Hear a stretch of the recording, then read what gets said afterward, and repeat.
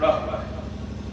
आपके बगल में ही एक जगह है अनजान शहीद, आप सबने उसको सुना होगा। अनजान शहीद वो जगह है जहां पर अंग्रेजों ने पेड़ पर टांग करके न जाने कितने लोगों को गोलियों से उड़ा दिया 1857 की लड़ाई में, और न जाने कितने लोग शहीद हो गए। और शहादत का सिलसिला 1947 तक, जब तक आजादी नहीं हासिल हुई तब तक उस शहादत का सिलसिला जारी रहा। लेकिन भगत सिंह, सुखदेव और राजगुरु की जो शहादत थी, और उसमें भी खास करके भगत सिंह की जो शहादत थी, वो कई मायनों में बेहद अहम, बेहद खास होती है। क्योंकि भगत सिंह की शहादत सिर्फ शहादत नहीं थी, वो शहादत थी एक विचार के साथ, एक विचार को आगे बढ़ाने के लिए, एक समाज जो बजबजा रहा था, जो उत्पीड़न और उत्पीड़कों से भरा हुआ था, जो उस समाज में जो शोषण था, जुल्म था, जो उस जुल्म से बजबजा रहा था, उस समाज को बदलने की एक वैचारिक विरासत थी जिसको लेकर के भगत सिंह आगे बढ़ रहे थे। भगत सिंह के पूरे जीवन वृत्तांत को अगर हम समझें तो 3 बातों में हम आज के इस कार्यक्रम को सफल बनाते हुए, हम भगत सिंह की वैचारिकी को समझते हुए और आज उनकी विचारों की जरूरत को समझते हुए हम लोग इस कार्यक्रम की ओर बढ़ेंगे कि भगत सिंह आखिर थे क्या, भगत सिंह बने कैसे, और आज हमारा समाज किस जगह पर खड़ा है। और जहां हमारा समाज खड़ा है वहां पर भगत सिंह की वो क्रांतिकारी विरासत जिसके लिए उन्होंने शहादत दी, वो हमारे लिए किस हिसाब से जरूरी हो जाती है। इन्हीं बातों पर मैं अपनी बात करते हुए अपनी बात समाप्त करूंगा। भगत सिंह एक क्रांतिकारी परिवार में जन्मे थे। उनके दादाजी अंग्रेजों के खिलाफ सिख आंग्ल युद्ध में लड़ाई लड़े थे। उनके चाचा लगातार किसानों को, मजदूरों को संगठित करते हुए अंग्रेजों के साथ लोहा ले रहे थे। और उनके एक चाचा स्वर्ण सिंह, जो उस लड़ाई को लड़ते हुए उनको जबरन इस देश को छोड़ करके जाना पड़ा, और उन्होंने इस देश को छोड़ करके अगर कहीं शरण ली तो वो आज के ईरान में जाकर के शरण ली। वही ईरान जो अमेरिकी साम्राज्यवाद और इजरायली नरसंहार को झेल रहा है, उसी ईरान में जाकर के वो शरण लिए। भगत सिंह ने उस पारिवारिक विरासत से तो सीखा ही था, लेकिन वो जिस वक्त बड़े हो रहे थे, जिस वक्त अपनी स्कूली शिक्षा में थे, जिस वक्त वो सीख रहे थे, उसी वक्त इस देश को झकझोरने वाली बहुत सी घटनाएं उनके इर्द गिर्द हो रही थी। उसी वक्त हमने देखा कि उन्होंने अपने अर्ली एजुकेशन में अपने टीचर्स से, अपने शिक्षकों से ये जाना कि दुनिया में बदलाव किस तरीके से होते हैं। उन्होंने ये जाना कि ये दुनिया स्वतः स्फूर्त नहीं चल रही है, बल्कि इस दुनिया को चलाने के लिए कुछ संगठित ताकतें हैं जो लगातार काम कर रही हैं और इस दुनिया में बदलाव लेकर के आ रही हैं। पूरी दुनिया में जो क्रांति घटित हो रही है, पूरी दुनिया में जो बदलाव हो रहा है, वो लोगों के एक संगठित मजबूत आंदोलन की वजह से, उस मजबूत ताकत की वजह से दुनिया में रूपांतरण और बदलाव हो रहा है। उसी दौर में हम सबने ये देखा कि 1917 में रूस में एक जबरदस्त जन आंदोलन शुरू होता है, और उस आंदोलन के बाद एक बड़ा सामाजिक और आर्थिक बदलाव हम सबके सामने दिखाई देता है। भगत सिंह उस दौर को बहुत बखूबी तरीके से ऑब्जर्व कर रहे थे। वो देख रहे थे कि कैसे एक बड़ा जो जन गोलबंदी है वो किसी भी समाज के आर्थिक और राजनीतिक ढांचे को, उसके सामाजिक ढांचे को पूरी तरीके से बदल सकती है। वो ये अपने सिलेबस में इस बात को पढ़ रहे थे कि अगर लोग जागरूक हो जाएं, अपने हक और अधिकार को लेकर के एकजुट हो जाएं, तो समाज में जो जुल्म है, जो जाति है, जो उत्पीड़न है, उसको समूल नाश किया जा सकता है और समाज को एक बेहतर उन्नत दिशा में, एक प्रगतिशील दिशा में आगे बढ़ाया जा सकता है। भगत सिंह इन सारी चीजों को पढ़ रहे थे। उनके अंदर लड़ने की, पढ़ने की और समाज को बदलने की चेतना पर जाग रही थी कि हम सब अपने इस बात को हम सब जानते हैं कि उसी दौरान 1919 का जलियांवाला बाग हत्याकांड होता है। वो जो नरसंहार जलियांवाला बाग में होता है, वो ब्रिटिश हुकूमत की उन आतताई नीतियों के कारण, उसके खिलाफ जो लोग विरोध करने के लिए वहां खड़े हुए थे, उनके ऊपर जनरल डायर के द्वारा अंधाधुंध गोलियां चलवाई जाती हैं और सरकारी दर्ज आंकड़ों के अनुसार 1200 से ज्यादा लोग उस फायरिंग में मारे जाते हैं।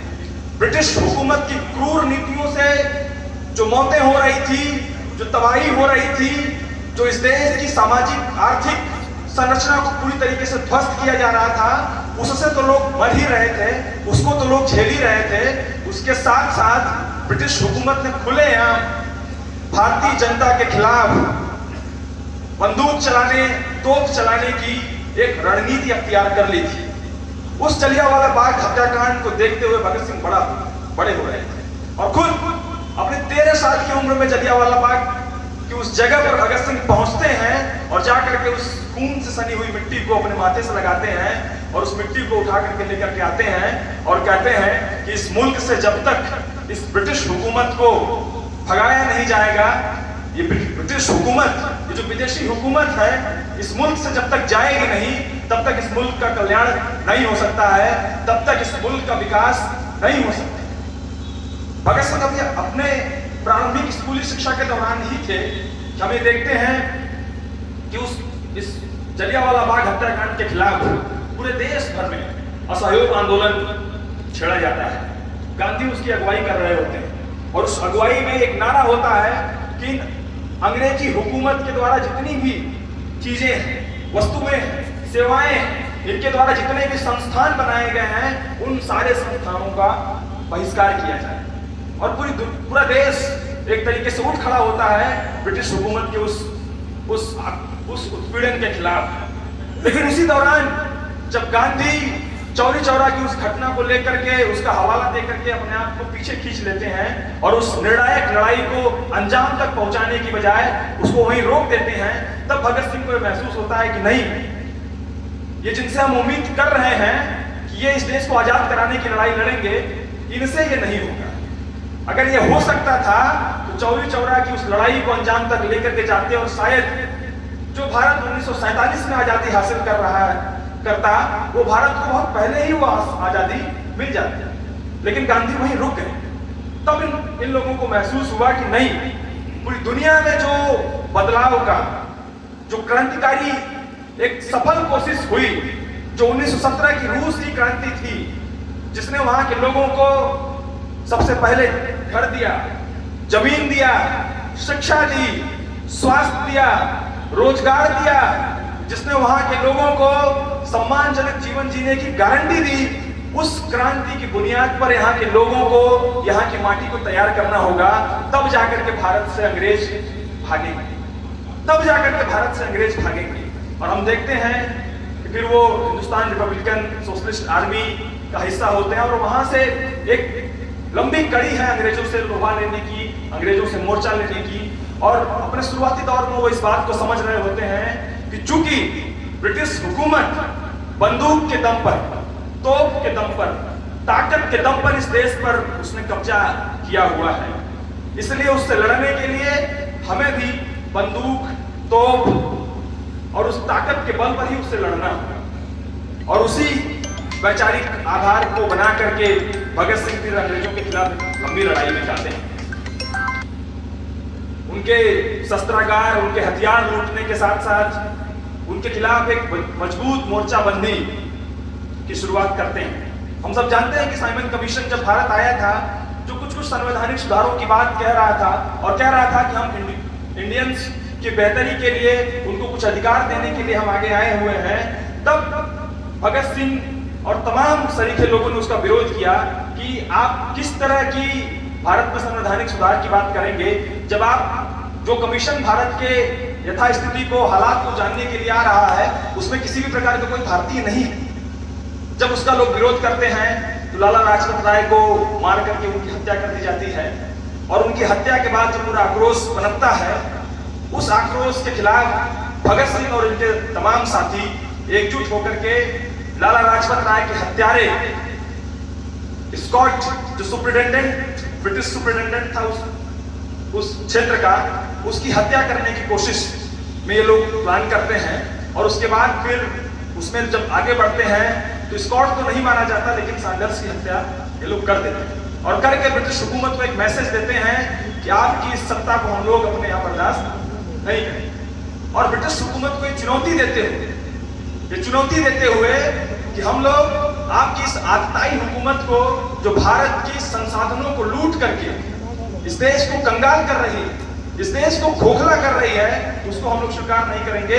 भगत सिंह और उनके साथी उनकी हत्या करते हैं और उसके बाद अगली कड़ी में हम लोग ये देखते हैं कि उनके ऊपर जो टैग लगता है कि ये लोग आतंकवादी हैं, ये लोग आतंक फैलाते हैं, उस टैग को धुलने के लिए, उस आइडिया को और अपने आंदोलन को, अपने विचार को एक बड़े जनमानस तक ले जाने के लिए वो लोग असेंबली में बम फेंकते हैं और किसी को भी घायल किए बगैर वो इनकलाब जिंदाबाद और साम्राज्यवाद मुर्दाबाद का नारा लगाते हैं। वो पूरी दुनिया को एक मैसेज देते हैं कि आम आवाम की सहूलियत जिस व्यवस्था में होगी वही व्यवस्था कायम होगी, कोई साम्राज्यवादी व्यवस्था कभी भी स्वीकार नहीं की जाएगी। इसलिए इनकलाब जिंदाबाद का नारा देते हुए साम्राज्यवाद मुर्दाबाद का नारा देते हैं। भगत सिंह की वो विरासत वो किसी को चोट पहुंचाने की विरासत नहीं थी, किसी को आतंकित करने की विरासत नहीं थी। हाँ, ये जरूर थी कि जो शोषण करने वाले लोग वो उससे सहम जाए।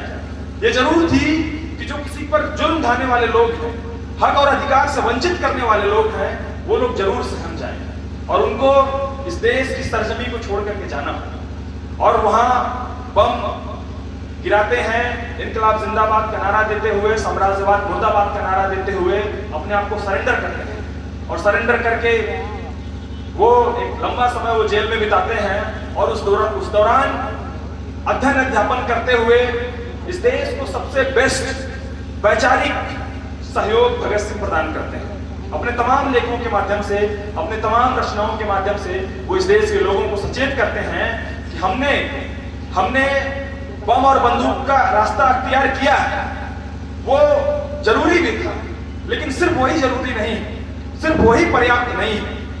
उस बम और बंदूक को जनता की एक बड़ी गोलबंदी के आधार पर कसना होगा, उस बम और बंदूक को जनता की एक बड़ी ताकत के आधार पर तैयार करना, जरूरत पड़ने पर उसका भी प्रयोग किया जाएगा, लेकिन सिर्फ वो पर्याप्त नहीं।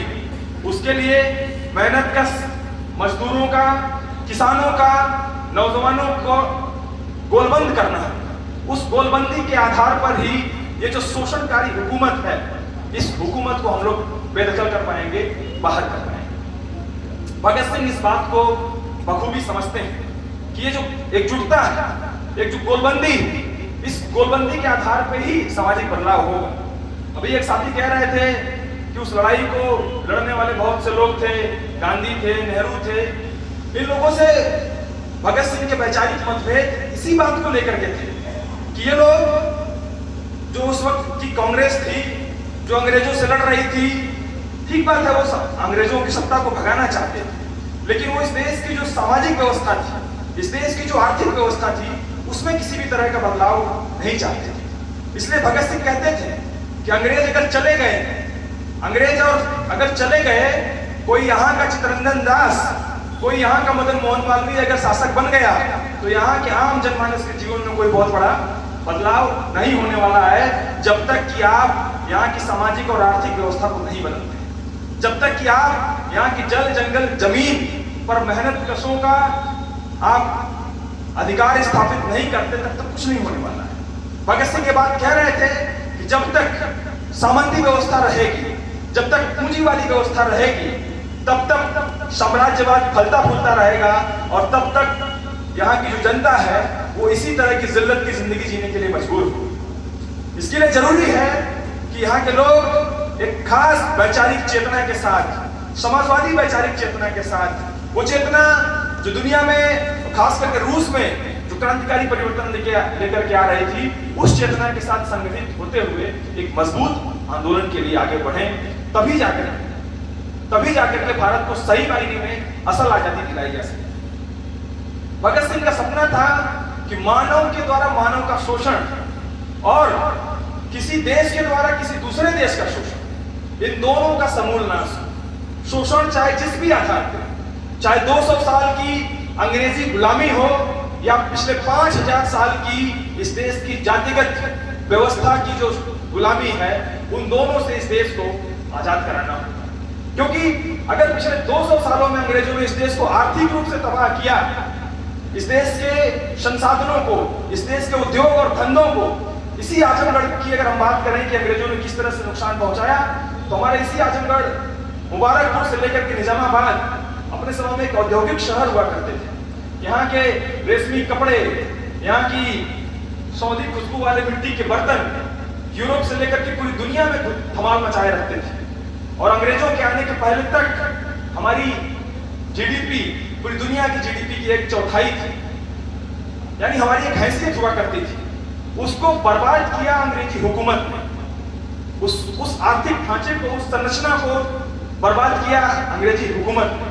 और पूरे यूरोप में जो चमक आई, जो चकाचौंध आज दिखाई देती है, वो उसी ब्रिटिश लूट के कारण दिखाई देती है, जो इंडिया जैसे देशों की कॉलोनी को लूट करके उन्होंने वहां पर डंप किया है।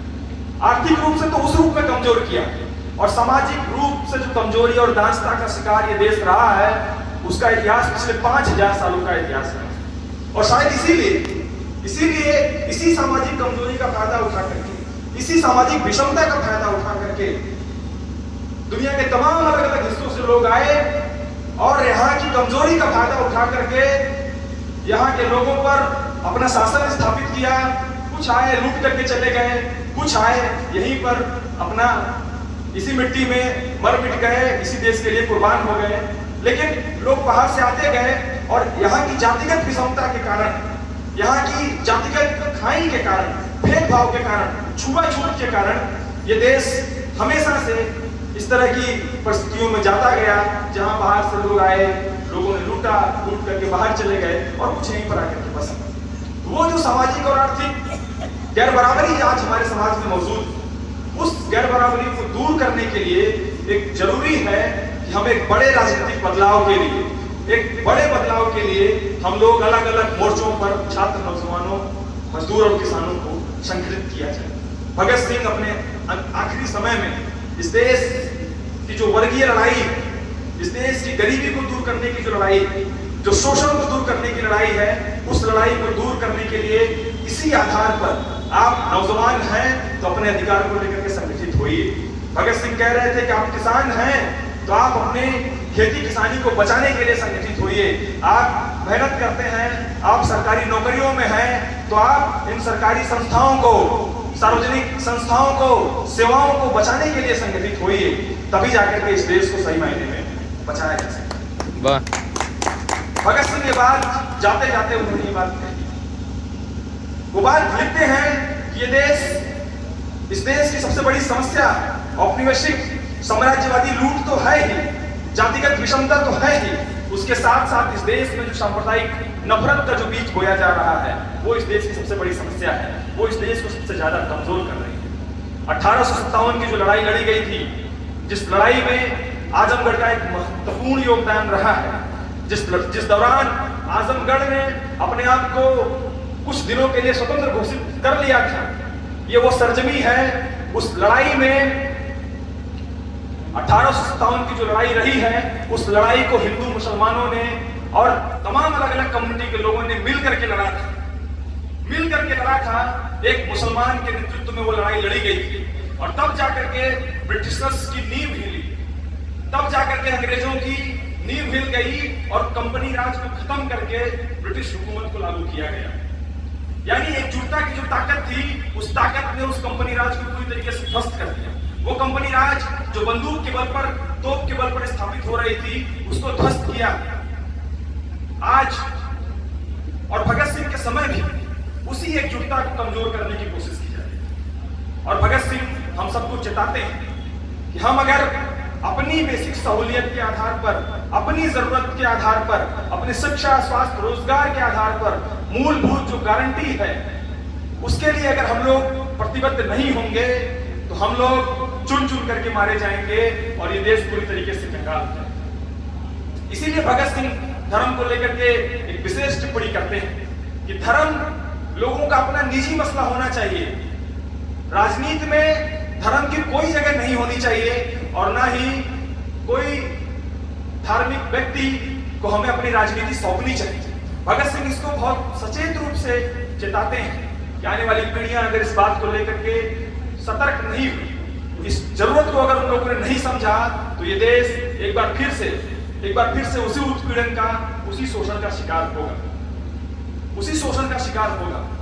और भगत सिंह अपनी जो वैचारिक विरासत होती है उसमें वो ये बात भी हम सबके समक्ष देते हैं कि इस देश को एक प्रगतिशील, लोकतांत्रिक, वैज्ञानिक, तर्कपूर्ण चिंतन की जरूरत है। वही चिंतन, वही स्पिरिट जो हमारा संविधान भी हमको देता है कि हमें इस देश को जो रूढ़ी सोच है, जो रूढ़ीवादी सोच है, उस सोच से हमको मुक्त कराना है।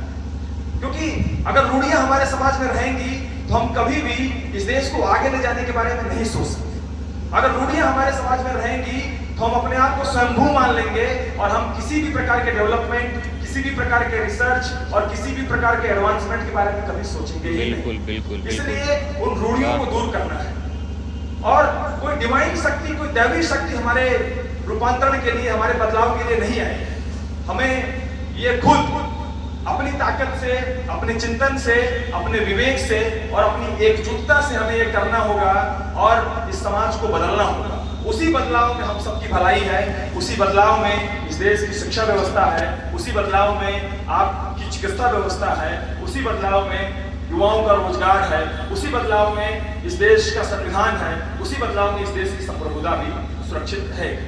तो जो भगत सिंह की विरासत थी, वो विरासत हर तरह के शोषण को खत्म करने के लिए, वो विरासत एक इंसान द्वारा दूसरे इंसान का शोषण करना या एक देश द्वारा दूसरे देश का शोषण करना, उस शोषण को समूल नष्ट करने की विरासत थी। लेकिन आज जब हम जिस दौर में इन सारे मसलों पर बातचीत कर रहे हैं, जब भगत सिंह को याद कर रहे हैं, तब हम पाएंगे जिन सवालों के प्रति भगत सिंह हमको आगाह कर गए थे, जिन चुनौतियों के प्रति भगत सिंह हमको सचेत कर गए थे, वो चुनौतियां आज हमारे समक्ष ज्यादा विकराल बन करके, ज्यादा बड़ी होकर के और ज्यादा भयानक रूप में हम सबके समक्ष मौजूद है। आज पूरी दुनिया साम्राज्यवाद के युद्ध से तबाह बर्बाद है। हमारा देश भी उस बर्बादी से किसी भी तरह से बचा हुआ नहीं। हमारे देश में गैस सिलेंडर चलेगा कि नहीं, घरों में चूल्हा चलेगा कि नहीं, इसका सवाल हमारे सामने एक प्रमुख सवाल बन करके आ गया है। और ये सवाल इसीलिए बन करके आया है क्योंकि एक साम्राज्यवादी ताकत अमेरिका अपने वर्चस्व को बनाए रखने के लिए अपनी जो हथियारों की फैक्ट्री है, वो हथियार बिकते रहे, उससे मुनाफा मिलते रहे, उसको बनाए रखने के लिए इन सब ने युद्ध छेड़ा हुआ है। दुनिया के जो तेल के भंडार हैं, चाहे वो ईरान में हो, चाहे वो वेनेजुएला में हो, उन तेल के भंडार पर उनका एक छत्र कब्जा हो जाए और उस तेल के भंडार से वो मुनाफा बनाते रहे, उस मुनाफे की हवस ने आज पूरी दुनिया को युद्ध के मुहाने पर धकेल दिया है। आज जिस दौर में हमें पहुंच गए हैं, ये साफ तौर पर दिखाता है कि कैसे कुछ चंद लोगों की लालच, कुछ चंद लोगों की हवस जो आदमखोर होने तक की स्थिति में चले आए हैं। हम सब ने एप्स्टीन फाइल में सुना, एप्स्टीन फाइल के मामले में हमने देखा कि कैसे एक टापू पर दुनिया के जो रईस लोग, जो अमीर लोग, वो इंसानों की मांस खाने से लेकर के बच्चियों के साथ यौन दुराचार करने की जैसी प्रवृत्तियों की, जैसे मनोवृत्ति का वो शिकार उन्होंने बना लिया है कि हम इंसानों की मांस भी खाएंगे, बच्चों की मांस खाएंगे, बच्चियों का यौनाचार करेंगे। और उसी तरह की एक प्रवृत्ति का शासक, का व्यक्ति डोनाल्ड ट्रंप है, जो अमेरिका का राष्ट्रपति है। और अपनी इस तरह की हरकतों को छुपाने के लिए, इस तरह की हरकतों को छुपाने के लिए भी दुनिया का ध्यान इन मसलों पर न जाए, इसलिए इन लोगों ने जबरन साम्राज्यवादी युद्ध पूरी दुनिया के ऊपर थोप दिया है। और आज दुनिया उस आग में जल रही। ये युद्ध, इसकी शुरुआत सैकड़ों बच्चियों के ऊपर मिसाइल दागने से शुरू हुई थी और हम ये देख रहे हैं कि लगातार ये वहां की जो मानवीय, जो वहां के लोगों के द्वारा इस्तेमाल किए जाने वाले जो जरूरी सार्वजनिक जगहें हैं, सुविधाएं हैं, इलेक्ट्रिसिटी से लेकर के मेडिकल हॉस्पिटल तक, उन सब पर लगातार बम गिराए जा रहे हैं। और उसी का परिणाम पूरी दुनिया में आज तेल के संकट के रूप में, गैस के संकट के रूप में आ रहा है। और ये लड़ाई अगर साम्राज्यवाद के मंसूबे इसी तरीके से आगे बढ़ते रहे तो ये यही नहीं रुकेगा, बल्कि आने वाले समयों में खाद्यान्न संकट बहुत गहराई के साथ हमारे देश में भी आने वाला है। हम लोग एक बार फिर से लॉकडाउन के दौर में जाने के लिए हमें मजबूर और बेबस होना पड़ेगा। इसलिए जरूरी है कि साम्राज्यवाद है ये जो एक देश के द्वारा जो गुंडागर्दी है पूरी दुनिया में कायम है, जो डोनाल्ड ट्रंप की जो गुंडागर्दी है, जो दादागिरी, उसके खिलाफ एकजुट हुआ जाए, उसके खिलाफ आवाज उठाई जाए। लेकिन आज जो सत्ता हमारे देश में मौजूद है, जिसने लोगों के वोट को छीन करके, जिसने लोगों को बरगला करके झूठ, फूट और लूट के आधार पर जिसने अपनी सत्ता स्थापित की है, वो आज पूरी तरीके से दंडवत है, वो आज पूरी तरीके से उसने सरेंडर कर दिया है। उसे इस देश के लोगों की फिक्र नहीं है।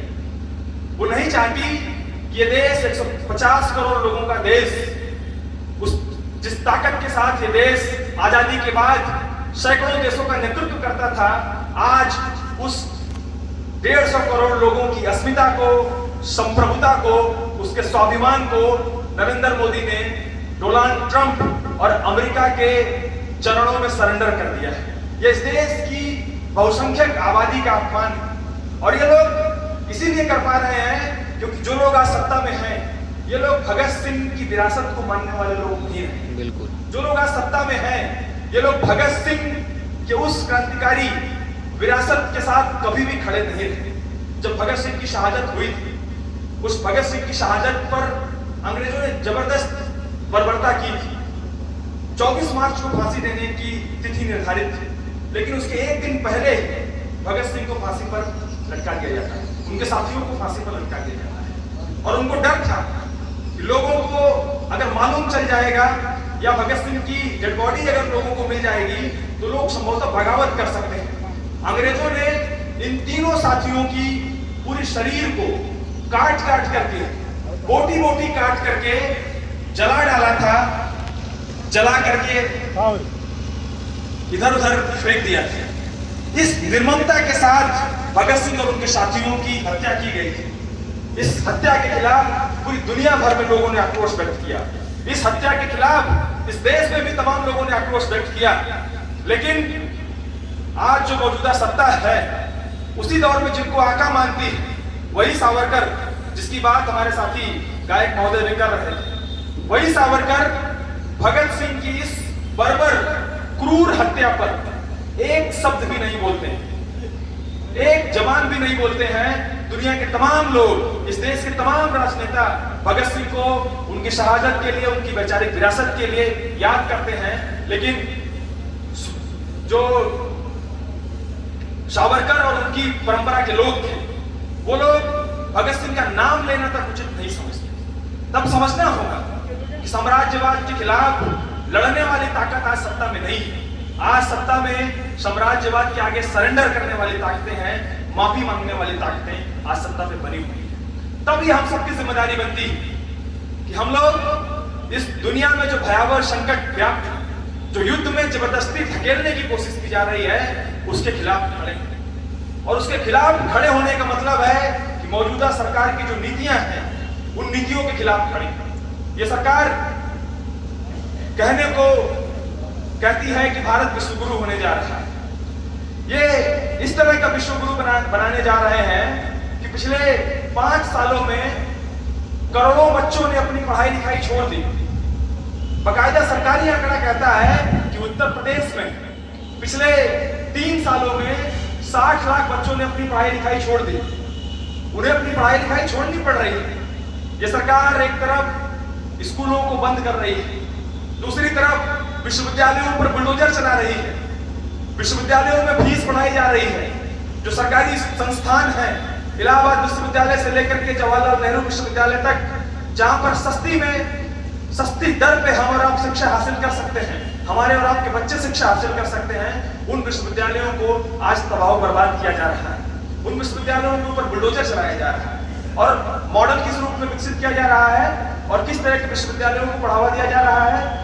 गलगोटिया यूनिवर्सिटी, गलगोटिया विश्वविद्यालय को बढ़ावा दिया जाता है, जो एक प्राइवेट विश्वविद्यालय है, जहां की फीस लाखों रुपए में आप वहां पे बीए, बीएससी और एमए करेंगे, जहां की फीस इतनी महंगी है, शायद हम और आप अपने बच्चों को, अपने भाइयों को, अपनी बहनों को उस विश्वविद्यालय में अफोर्ड न कर पाएंगे। वहां की फीस इतनी महंगी है और वहां की प्रोडक्टिविटी क्या है, वहां से निकलता क्या है। अभी हम लोगों ने देखा कि जब अंतरराष्ट्रीय स्तर की एक एआई समिट हो रही थी, उस एआई समिट में गलगोटिया ने कुछ बनाया नहीं। इन लोगों ने चीन से खरीदा हुआ एक कुत्ता, एक ऑटोमेटिक रोबोटिक कुत्ता ला करके दुनिया को दिखाया कि ये हमने बनाया है। सोशल मीडिया पे जब वो बात वायरल हुई तो बहुत थू-थू हुई कि ये गलगोटिया यूनिवर्सिटी है जो लाखों रुपए बच्चों की फीस वसूलती है और बदले में उनको शिक्षा और ज्ञान देने की बजाय चोरी किए हुए प्रोडक्ट को अपना बताकर ब्रांडिंग करती है। इस तरह की गलगोटिया यूनिवर्सिटीज को ये लोग बढ़ावा देने की कोशिश करते हैं। और जो रियल यूनिवर्सिटी, जो जेन्युइन यूनिवर्सिटी, इलाहाबाद विश्वविद्यालय जो 500 रुपए में पीएचडी कराता है, मेरी फीस आज भी 500 रुपए है, लेकिन उसी विश्वविद्यालय में अगर आपके बच्चे, आपके भाई और आपके बहन आज उसमें दाखिला लेने जाएंगे तो वो फीस बढ़ के 20,000 हो गई। वो फीस बढ़ के 20,000 हो गई। और ये यहीं रुकने वाली नहीं। अगर हम नहीं खड़े हुए, नहीं बोले तो इन विश्वविद्यालयों की फीस इतनी महंगी हो जाएगी, इतनी महंगी हो जाएगी कि हमारे और आपके बच्चे उन विश्वविद्यालयों में शिक्षा हासिल करने से वंचित हो जाएंगे। और ये सरकार तो यही चाहती, ये सरकार यही चाहती है कि आप पढ़िए नहीं। अगर आप पढ़ेंगे तो अपने अधिकार की बात करेंगे, आप पढ़ेंगे तो आप रोजगार की बात करेंगे। आज भारत दुनिया की सबसे ज्यादा आबादी वाला देश, सबसे बड़ी युवा आबादी वाला देश, लेकिन उसके बाद भी हमारे माथे पर यह कलंक कि हम सबसे ज्यादा बेरोजगार युवा आबादी वाले देश बनकर के रह गए हैं, सबसे अनप्रोडक्टिव युवा आबादी वाले देश बनकर के रह गए हैं। ये इस सरकार की नीतियों के कारण हो रहा है। ये सरकार नहीं चाहती कि लोग विश्वविद्यालयों में जाएं। जो लोग विश्वविद्यालयों में जा रहे हैं वो शिक्षा हासिल करके एक सम्मानजनक रोजगार हासिल करें। इस देश को जब आजादी हासिल हुई थी तो इस देश में जमीनें नहीं बटी थी। इस देश को जब आजादी हासिल हुई थी तब शिक्षा और सरकारी नौकरी बमुश्किल हमारे हिस्से में यही आया था। इसी को हमने आजादी के रूप में चिन्हित किया था और इसी के आधार पर हम सबने सोचा था कि शिक्षा हासिल करेंगे, पढ़ेंगे और एक सम्मानजनक जीवन सरकारी नौकरियों के माध्यम से, सरकारी सेवाओं के माध्यम से हासिल करेंगे। लेकिन हम ये देख रहे हैं आजादी से जो हमको हासिल था, वो जो शिक्षा का अधिकार हासिल था, वो जो सम्मानजनक रोजगार का अधिकार हासिल था, आज उस अधिकार को ही खत्म किया जा रहा है, उसके ऊपर बुलडोजर चलाया जा रहा है। और उसका परिणाम आप देखिए कि ये देश कहने को तो विश्व गुरु, कहने को तो हम 5 ट्रिलियन इकोनॉमी के रूप में तब्दील हो गए हैं, लेकिन हकीकत यह है कि इस देश के 80 करोड़ लोगों को, इस देश के 80 करोड़ लोगों को 5 किलो राशन दिया जा रहा है और बताया जा रहा है कि यही विकास है। आज जब दुनिया, आज जब चाइना, आज जब हमारे तमाम पड़ोसी मुल्क जिस रफ्तार से बढ़ रहे हैं, चाइना अमेरिका को टक्कर दे रहा है, पूरी दुनिया को टक्कर दे रहा है, पूरी दुनिया पर उसने एक अपनी शोध का उसने लोहा मनवाया है। आज उसके द्वारा बनाए गए, उसके विश्वविद्यालयों से बनाए गए जो इंस्ट्रूमेंट हैं, जो प्रोडक्ट हैं, वो हमारी बाजारों में, हमारे घरों तक पहुंच गए हैं।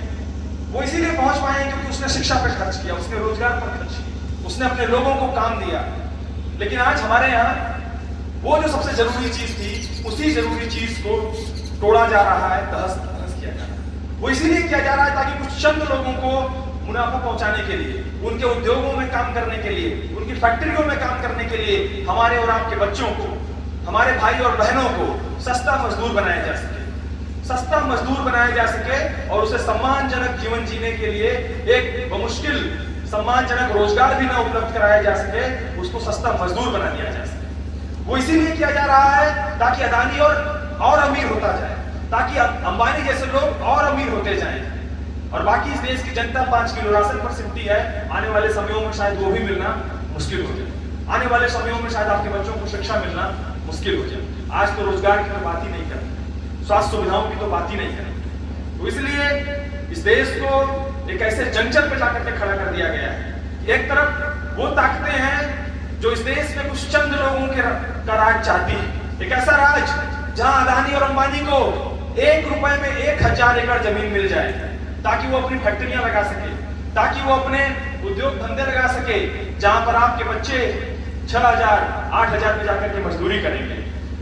उस अदानी और अंबानी को ये सरकार सब समर्पित कर देना चाहती है और उसी के लिए आपके आजमगढ़ में खिरियाबाग जैसी जगहों पर, उन तमाम खेती किसानी करने वाली जगहों पर, उन उत्पादक जगहों को कब्जा करके, उसको हासिल करके, एक्वायर करके इस तरह के पूंजीपतियों को ये बेच देना चाहते हैं।